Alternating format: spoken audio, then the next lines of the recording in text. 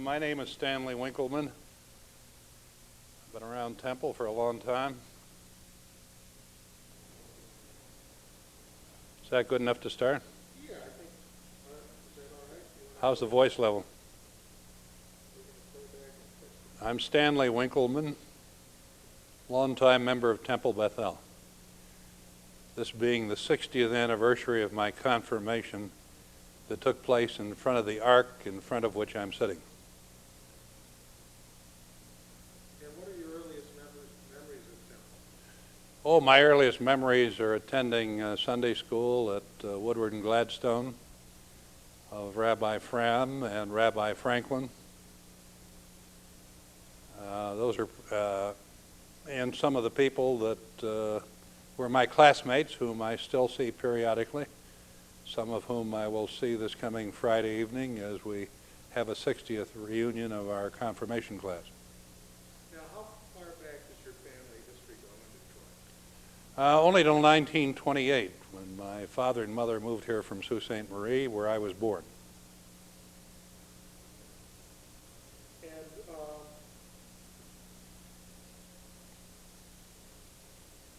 And can you tell us a little bit about what it was like growing up in Temple and growing up in Detroit in the 20s and 30s? Well, actually, we lived at the Wilshire Apartments at Collingwood and 3rd, which, of course, is a derelict building at this stage of the game. And I started going to grade school probably in the first grade at Doty, which was not far away. Temple Beth was essentially within walking distance, so that my earliest recollections have to do with attending Sunday school, and I think it was Sunday school in those days. Other than that, my recollections are not very sharp, although I do recall the confirmation classes, one of which was particularly outstanding, and then also the vacuum in our education with respect to Zionism. Speak a little more about that. Well, the history of Temple Beth, of course, goes back to the split off with Sharet Zedek back in the 1860s. And in the 1930s, Rabbi Franklin was leading the congregation in the direction of being, I would think, assimilated into the general population, that is, as far as the Jewish population was concerned. Services were Sunday morning. Rabbi Franklin wore a frock coat, and the sign in front of the temple said Rabbi Leo M. Franklin, minister, just to show how far things have come in the meantime in the other direction. But this became the basis of a split, the first split of which I was aware, in the temple when Rabbi Fram left because of the issue of Zionism to form Temple Israel, which of course has had a very, very strong, stable, and growing existence since that time. What was social life like at the Temple growing up there? I don't recall much social life in direct connection with the temple. I would say by the time I graduated from high school in 1939, we had developed a social life among the members of our class, which was a very positive development. Most of my, as I recall, most of the people in our confirmation class did not continue through high school. Of course, in those days, there was no bar mitzvah, so the confirmation became the end of early education in and of itself, and high school became an option. Today, it's an entirely different world. Now, how did the members of your class, and how did you, what was the, I guess, the religious atmosphere, the atmosphere of tolerance like in Detroit at that time? Well, you got to remember that the political scene was dominated by the likes of Father Coughlin, who every Sunday afternoon at 4 o'clock would come on WJR and talk for an hour, with his focus in a great measure on anti-Semitism. So this became a source of deep concern by my parents and their friends, and quite properly so. It's unfortunate that he was never muzzled until much later, but it was a sign of the times during the Roosevelt administration that Father Coughlin was a very strong negative force, as was Henry Ford Sr., and of course Charles Lindbergh, who was less vocal but nevertheless a part of the anti-Semitic scene. Now, what have you seen? How has that changed, or how has that shifted? What have you noticed? Well, a major change took place, and this is not directly related to Temple, took place in the 40s and 50s with the development of the Jewish Community Council, which was founded in 1936, as I recall, for the purpose of generating positive community relations and in direct response to Father Coughlin. Also, it was formed to involve the Eastern European Jews who had emigrated to this country in the community process, as opposed to the Federation, which was from the beginning dominated by German Jews. Now, can you tell us a little bit about your business life and how's that progressed, and how, just I guess the shift from downtown to suburbs, and of course Temple's come out here. Well, you're raising a whole social development question, which of course is valid, but it's really a separate subject that should be treated at length. To be as brief as possible, a number of things happened in the post-war era that created the suburban development in Detroit and a great many of the social problems. First of all was the refusal of the auto companies to endorse rapid transit. Became a fundamental problem, and still is, because it's so expensive today that we're not likely to have it. We're one of the few cities in the country that does not. The second thing was the manner in which the city was carved up by expressways, which helped to generate further social problems by displacing many people in the cities. And instead of providing a vehicle for getting people into the city, it provided the vehicle by which people moved out to the suburbs, and in many cases continued to work in the city for many years to come. Of course, the crowning stimulus for move was the riots of 1967, which accelerated the move to the suburbs, and of course really had its impact on the development of Temple Beth here in Birmingham. What about were you active in the development of the temple out in this area? I was active. I was really opposed to the move. I was very much concerned with the city and deeply involved in it. I was opposed to the move at the time by Temple Beth, as I was opposed to the move of the Jewish Welfare Federation many years later when it moved out on Telegraph Road here also.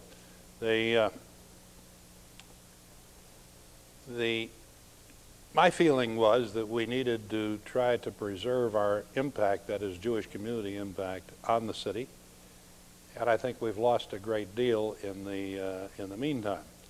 There are some attempts to recover today, but I don't think they're going particularly well, and I don't see any real strong sense of commitment. Now, how is, I'm kind of looking at your business activities. Well, I came back to the war. I was educated as a chemist at the University of Michigan and did some poison gas research during the war out on the coast at Caltech and at the University of California and at Berkeley. After the war, toward the end of the war, I took a commission in the Navy, as I felt that the younger members of the group without PhDs were going to be forced into the Army, which I did not, the prospect of which I did not appreciate. And so I took the commission in the Navy. When I came out, I decided to come back into the family business, at which I had worked summers from the age of about 10. I found that the laboratory, while I enjoyed research, the isolation of the laboratory was not something that I really enjoyed, and therefore I liked the idea of dealing with people, and dedicated myself to learning the business, which I did. Can you say a little something about what the family business was? Well, Winkelman Stores started in 1928 when my father was called by my uncle Isidore Winkelman, who lived in Detroit at the time and had a men's store at Woodward and the Boulevard. Wanted to know if my father wanted to go in business in Detroit. My father said it was fine as long as it would be the ladies' business. So that was the beginning. The business expanded through the Depression. When I came aboard on a permanent basis in 1946, I think we were operating 13 stores with a sales of about $7 or $7.5 million. Now, how was the growth of Detroit and the shift? What kind of change? Well, what happened is from the beginning, Winkelman Stores located in suburban areas. First store was at 4th Street and Junction. The second store was at Jefferson and Chalmers. The third store at Grand River and Grand Boulevard. So from the beginning, it was on strip developments along major arteries. It gradually shifted to strip shopping centers and finally to major regional shopping centers, of which Hudson's Northland was the first in 1954. Now, I know you mentioned involvement in Detroit and all. Can you talk a little bit about your commitment to the city and your... Well, that's connected to Temple. Actually, back in about 1954, the Union of American Hebrew Congregations Biennial suggested that congregations develop social action committees. I took the initiative here at Temple and established the first one. It was during a period of transition between Rabbi Klein, who had come in as the assistant rabbi following the unfortunate death of Rabbi B. Benedict Glazer, and just prior, or just at the time that Rabbi Hertz was coming aboard. It was a fortuitous thing for me. I'd become involved with the Jewish Community Council some years earlier, and was happy to be part of the development of a social action program here at Temple, which ultimately stimulated many of us to become more deeply involved in the city. In 1961, with the election of Jerry Cavanaugh as mayor, I was became a member, or he appointed me as a member of the Commission on Community Relations, which I stayed as a member of for probably 8 or 9 years until after the formation of New Detroit following the riots in 1967. So I've been deeply involved in the social problems of Detroit for 35 years now. What about, have you done much with the artistic community in Detroit, the symphony or the Art Institute? Well, we've had close associations, but for the main part, my bride, Peggy, who has been with me for 53 years now, has been involved on the cultural side of the street while I've been working on the social problems. My associates at Winkelman's always wanted to know why I couldn't get involved in nice, safe activities like the Chamber of Commerce. I tried that for 2 years and then decided it wasn't for me. So the organizations you've been with have been out on the kind of the cutting edge of community relations and all? Oh, yes, I was ahead of my time in that respect, long before it became the popular thing to do. One of the interesting things, though, has to do with what kind of negative reactions I may have received in my role at Winkelman's or in the community as a result of being on the cutting edge of some of these activities. And the answer is that I never received a negative phone call or a negative letter. The only negative letter that was ever received was on an occasion where Peggy's picture was in the paper with Gene Hudson in support of Planned Parenthood. If you look back over your achievements in the community and as an activist, what would you say was, what are 2 or 3 of the real, I mean, people say in 100 years, boy, Stan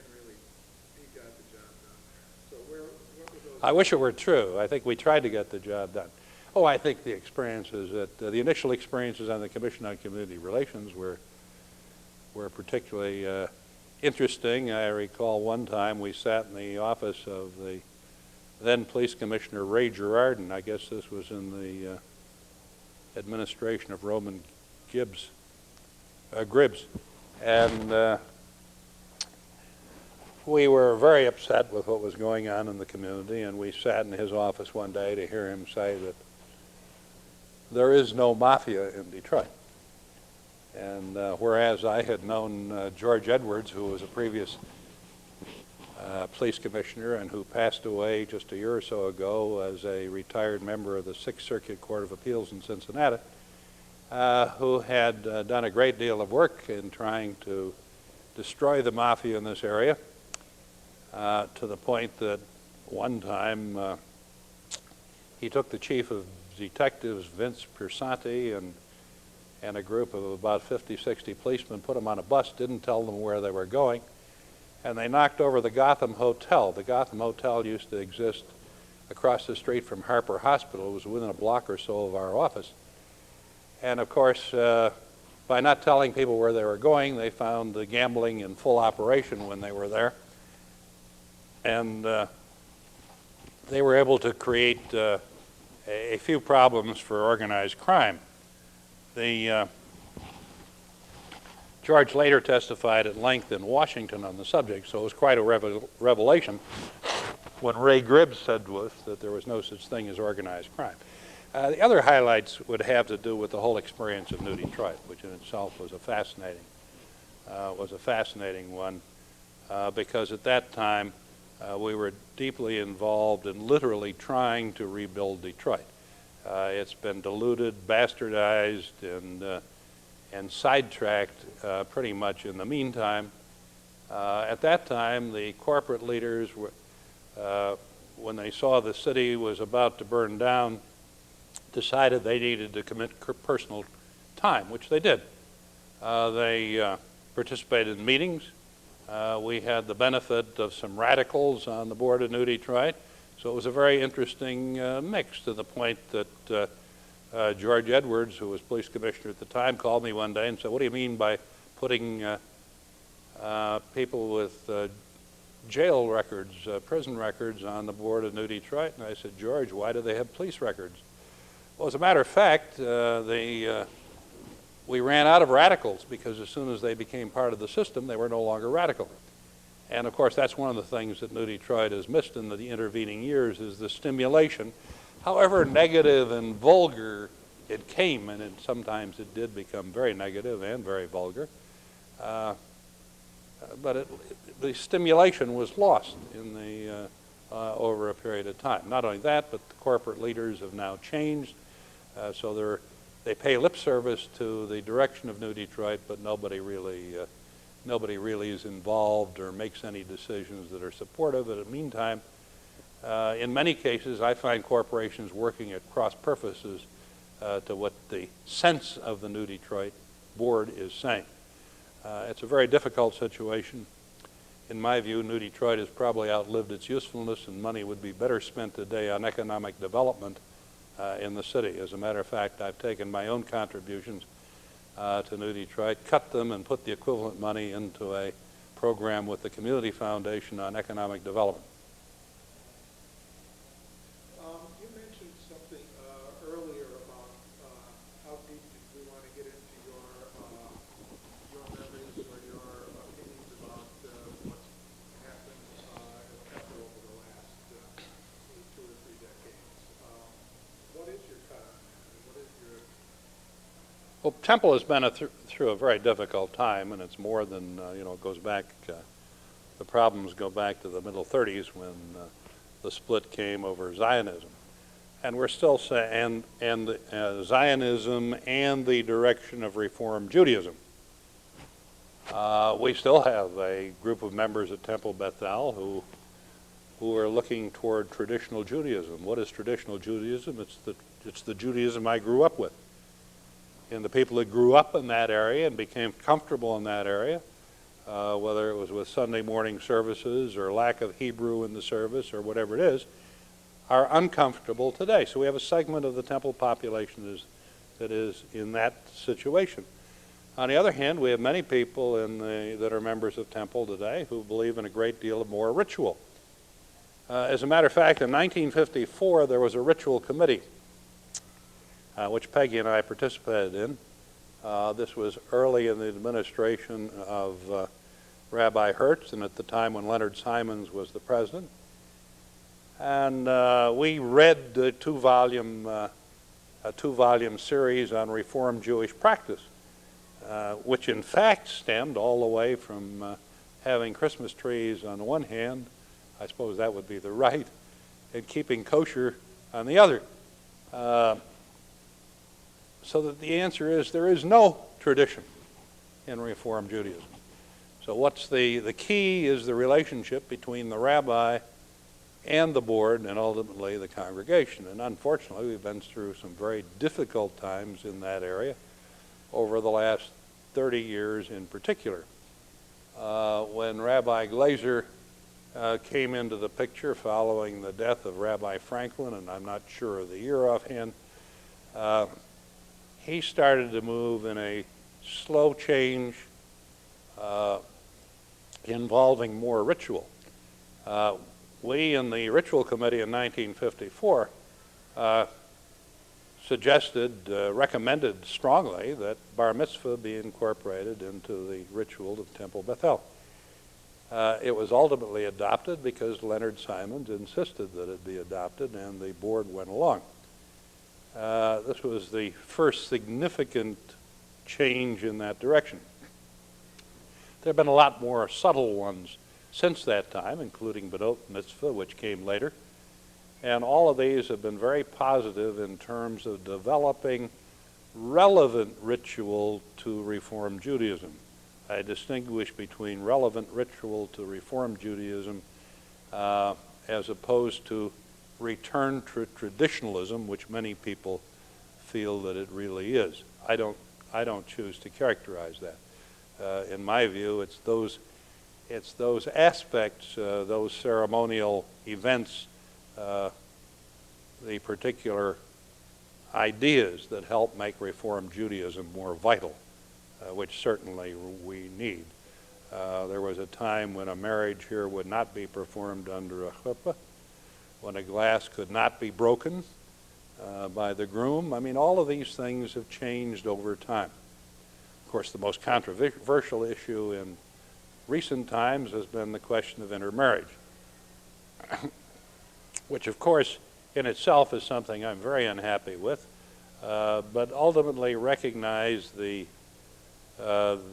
need to adjust to reality.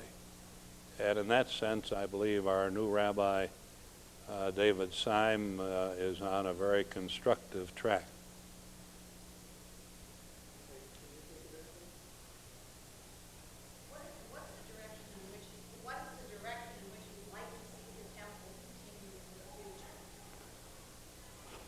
Well, I think, you can talk ideals, and there are no ideals because, unfortunately, there are no ideal board members and there are no ideal rabbis. One of the reasons that I declined being president when Martin Butzel had a stroke and I was next in line was because I didn't feel that I could devote the appropriate time to carrying out the duties of president. And I recognized, because I was very close to it, what that load would be.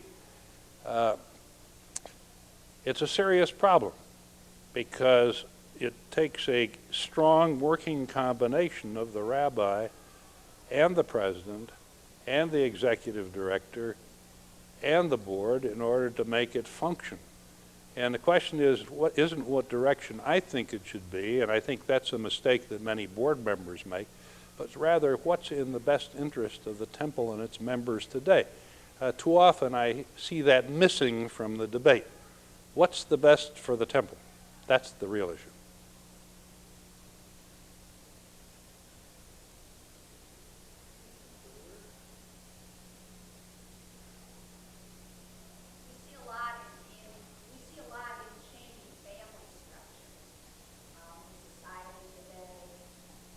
What do you feel is the role of the temple in helping to strengthen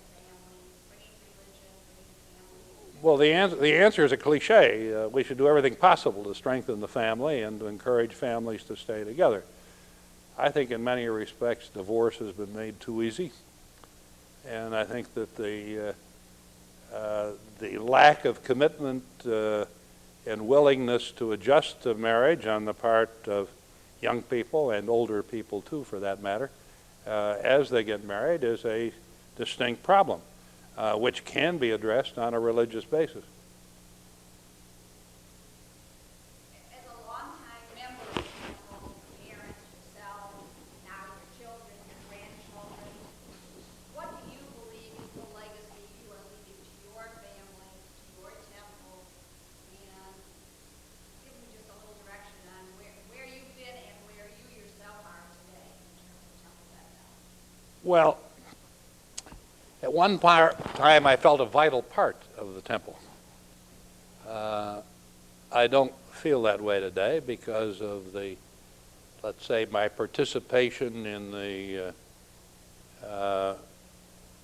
firing of Rabbi Hertz back in, 20, 25 years ago, at which time the union came to his rescue in terms of Nelson Glick, who was president of the college at that time, and Maurice Eisendrath, who was head of the union. And we were told rather simply at a luncheon called by Max Fisher and Nate Shapiro that it wasn't possible to do what we intended to do. What that indicated to us was that if the rabbi was going to continue, then in all honesty we should resign, which we did. So that from that moment I have not felt a particularly close to the temple, and I've been very critical of what's happened in the interim because I have found that many of the board members have not lived by the kind of standards that I've articulated during this conversation with respect to the commitment that I think that board members should make in the interest of the total membership. I also find that a lot of homework has been missing. I'm sure there are time problems involved, but a lot of errors have been committed, either errors of omission or errors of commission have taken place that have hurt the temple over the intervening years. On the other hand, Rabbi Hertz responded beautifully to the situation and became a stronger rabbi as a result of all of the things that have happened to him during the time he'd been at Temple. You're talking about meeting with your confirmation class, the 60th reunion coming up this week, which puts you again on the edge of moving into that area we call senior citizenship. Despite moving into that area, what goals do you still have? I mean, you're a successful businessman and have made contributions to the community. What's still left undone that you've got on your Oh, I have many things that are undone. First of all, I continue to work at some of the community commitments that I've had over the years because, if anything, the situation is worse today than it was when we started to deal with it. The city of Detroit, for example, although I'm not as deeply involved, I'm still involved with many of the leaders at least on an intellectual basis, and do spend some time with it. My direct involvement in the Jewish community today is it's in bits and pieces rather than in a concentrated way because of the time question. So therefore, I'm in touch with a lot of people at Federation, people at the Community Council.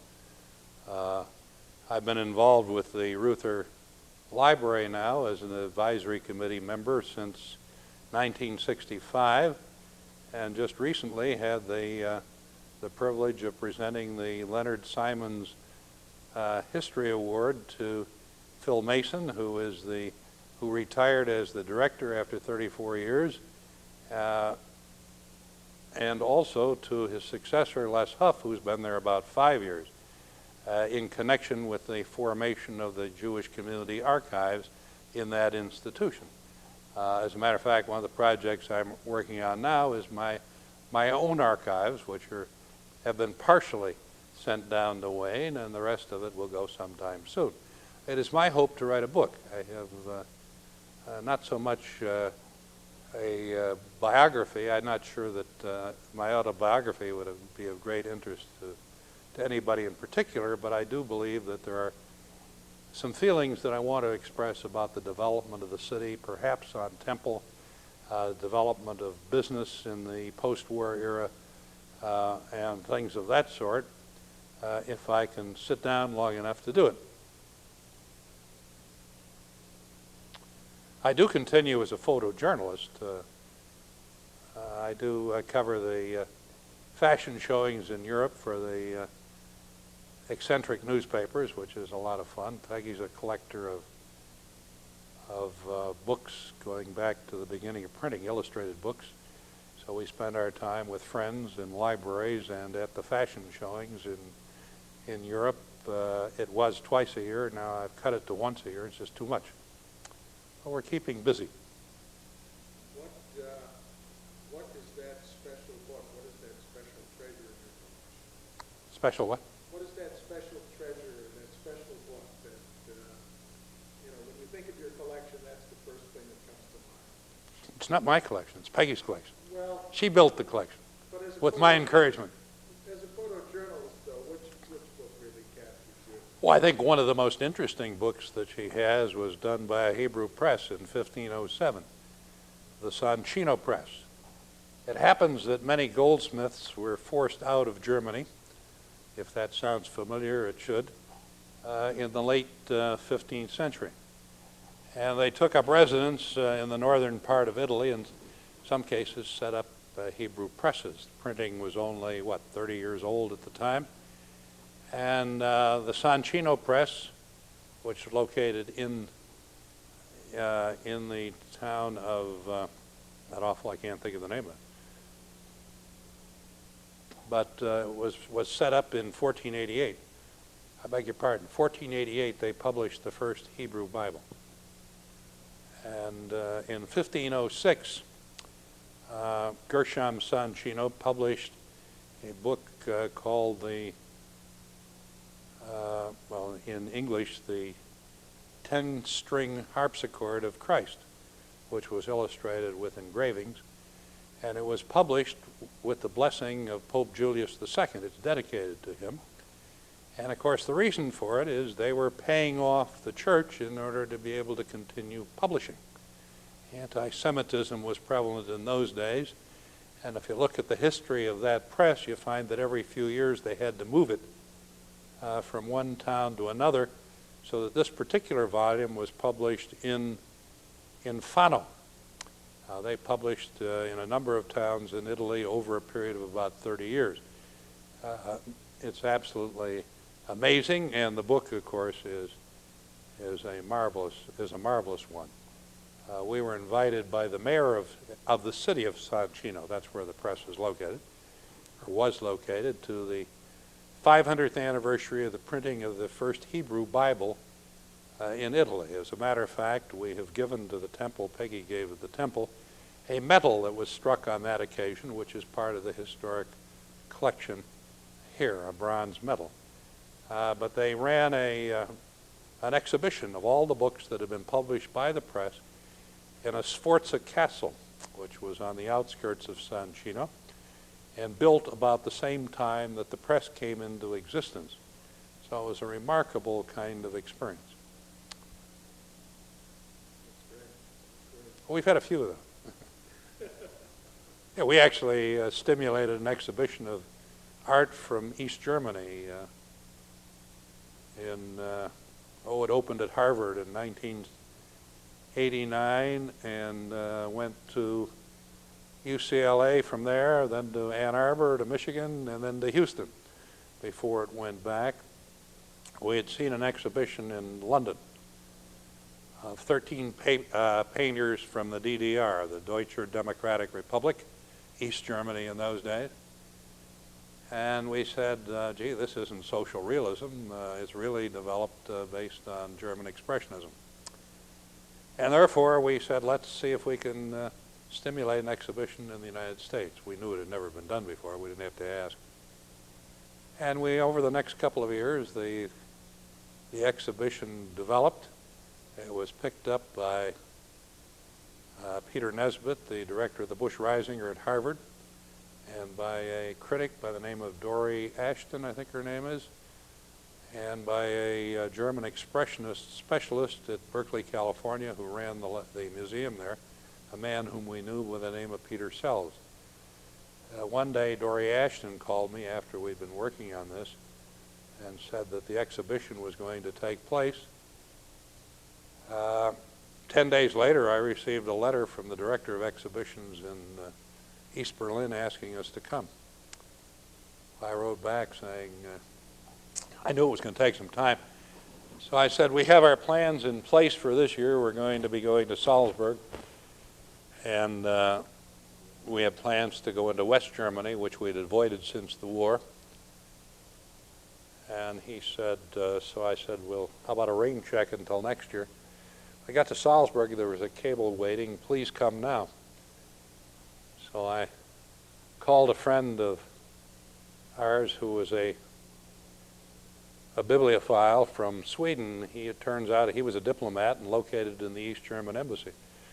So I called him and said, I don't know what I've done, but I've committed myself to flying in for a day and spend half the day with this man, and the condition was half the day and looking at the treasures of the library.